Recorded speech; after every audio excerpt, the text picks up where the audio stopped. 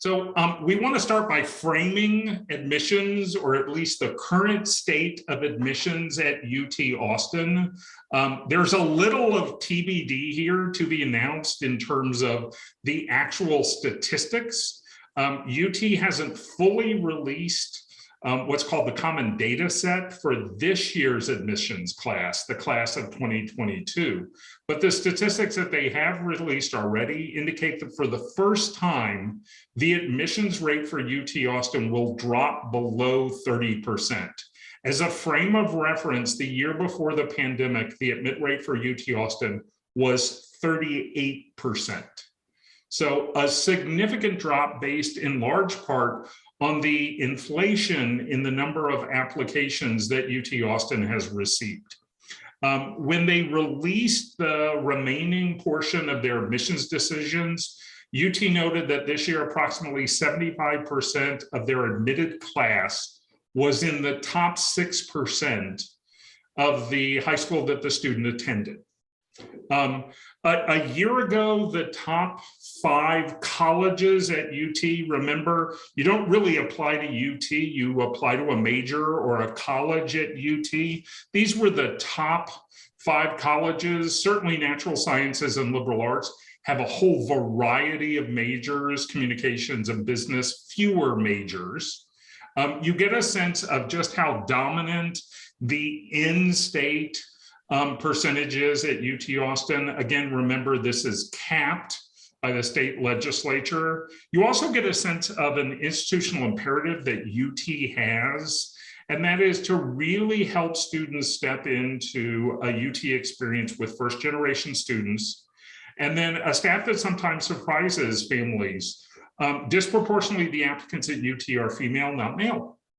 Now, a little later, we're going to talk about the expanded resume, but UT always wants to flag the profile of the students that did apply and what are some of the consistent activities.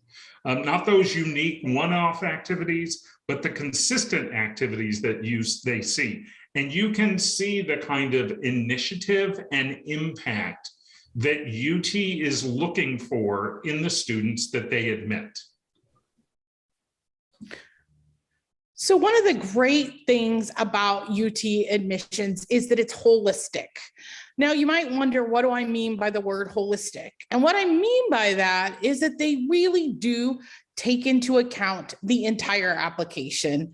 For those of you who've had other children in your family go through the UT application process, you may recall that it's quite a lot of writing, but they actually do read the writing. So I'm going to kind of go through how they read an application. Of course, your academics, your grades are the most important thing. And there's 2 factors that they're looking at on your transcript. One is, what's the grade that you actually received?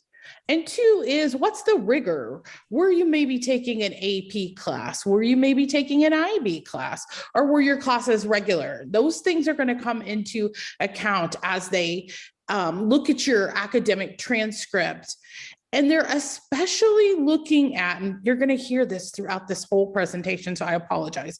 They're going to especially be focused on grades in courses where that match up with the student's intended major.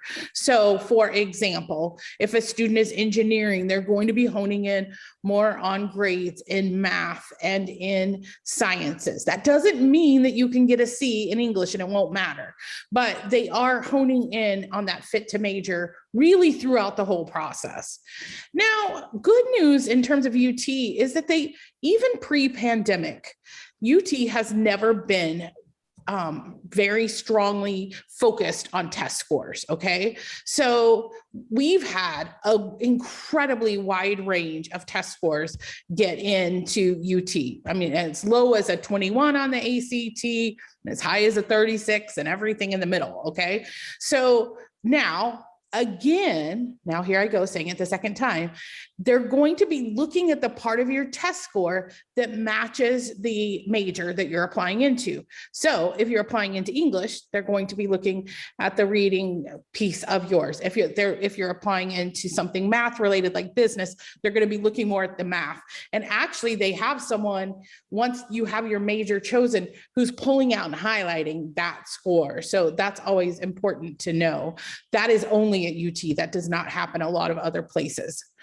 Another unique thing, and there are a lot of unique things about UT admissions, the resume is really important. When I first started in college admissions 15 years ago, I called a friend over in admissions and I said, like, are y'all wallpapering over there? Why do you need such long resumes? But I quickly decided to drink the Kool-Aid and join in because it really helps you. So for parents, Bob always does a good job of explaining the word resume is going to throw you off. Think about this as a kind of encyclopedic catalog of what your student has done in high school. And we'll talk more about the resume later in the presentation, but that piece is really important, as are your essays. And so UT has one long essay, 3 short essays. Allison will also talk about that in a little bit. And then, of course, we'll spend a good bit of time today talking about major, because the choice that you make on that first choice major is a absolutely critical decision that can have a really big impact on whether you get in or not. Okay, so that is really, really important here. And then showing interest. I do think that UT has started tracking interest just like most colleges. So you could attend one of their virtual sessions. You can go over to campus and go on a tour. What we want you to do is do something where you actually sign in so that it's recorded that you attended one of their events.